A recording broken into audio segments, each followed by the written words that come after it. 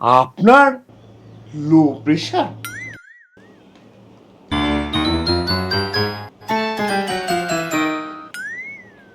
সব ডাক্তার হয়েছে, ডাক্তার।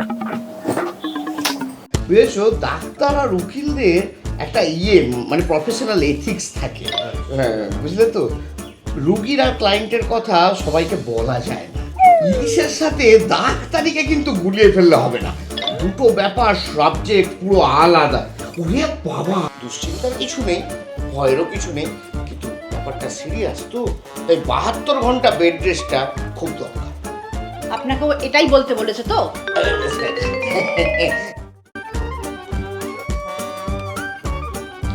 বললাম না, এ বাড়িতে আতিথেয়তার কোনো তুলনায় নেই।